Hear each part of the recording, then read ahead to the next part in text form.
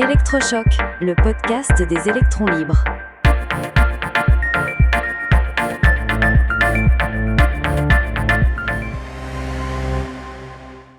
L'ADEME, décroissance impérative.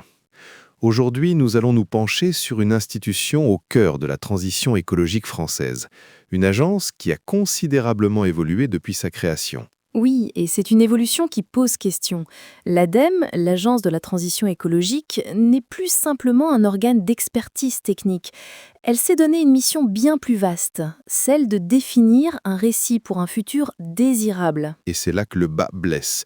Quand une agence publique sans aucun mandat démocratique décide de ne plus seulement éclairer la décision, mais d'orienter la société et de prescrire des modes de vie, elle franchit une ligne rouge. Absolument. Pour comprendre comment on en est arrivé là, il faut remonter à ses origines. L'ADEME est née des crises énergétiques des années 70. Au départ, c'était une agence pour les économies d'énergie. Mais très vite, dès les années 80, une culture très marquée par le rejet du nucléaire s'est installée. Une culture qui a été renforcée par des nominations clés. On pense à Bernard Laponche, une figure de l'antinucléarisme placée à sa tête. C'était une sorte de lot de consolation pour les écologistes de l'époque, déçus par le maintien du programme nucléaire français. Et cette culture idéologique n'a fait que se renforcer au fil des ans. Dans les années 90, sous la présidence de Pierre Radane, une figure des Amis de la Terre, l'agence a recruté massivement dans les sphères militantes. Un rapport de l'Inspection générale des finances de l'époque pointait déjà des conflits d'intérêts et des gaspillages. Le problème, c'est que pendant que cette culture se solidifiait, les missions et surtout le budget de l'agence explosaient. On est passé d'environ 600 millions d'euros à plus de 4 milliards aujourd'hui. L'agence n'est plus seulement un conseiller, elle est devenue un financeur, un opérateur de politique publique. Un financeur qui sélectionne les projets, qui distribue l'argent public, mais sans qu'on ait toujours une évaluation claire de l'efficacité de la dépense. On a une institution qui a changé d'échelle, mais pas de logiciel.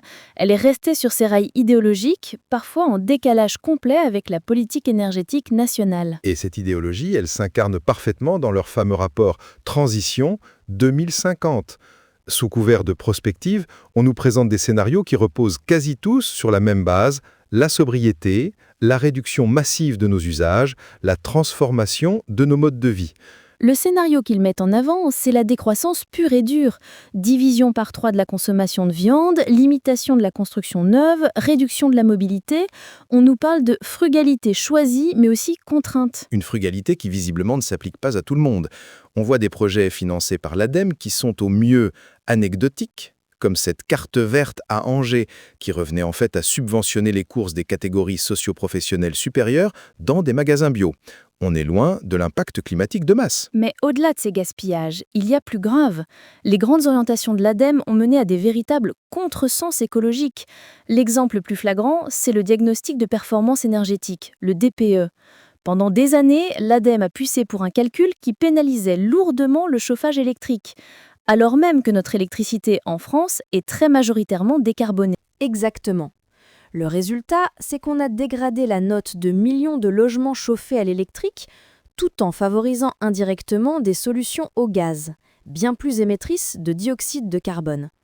Un outil censé refléter la réalité carbone a été biaisé pour des raisons idéologiques pour pousser à l'isolation à tout prix. C'est un contresens climatique majeur. Et ce n'est pas le seul. Il y a aussi cet entêtement à soutenir le chauffage au bois.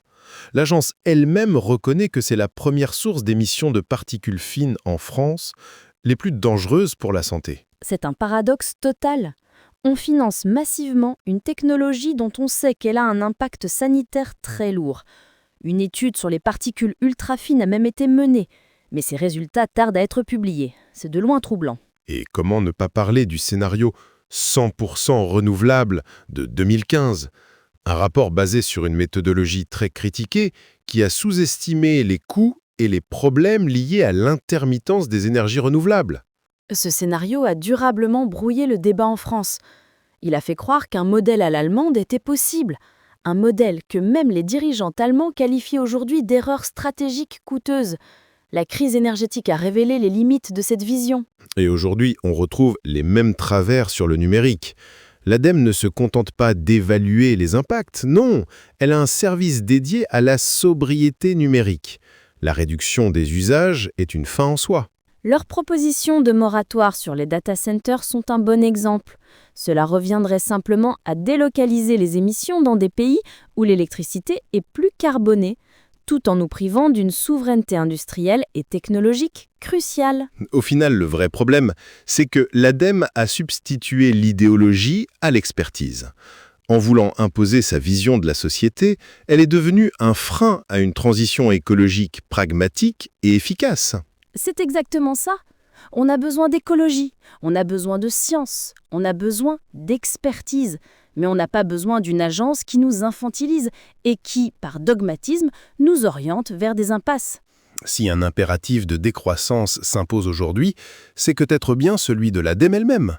Repenser son rôle, son budget et ses missions est devenu une urgence pour la transition. Soutenez les électrons libres. Abonnez-vous sur lel.media.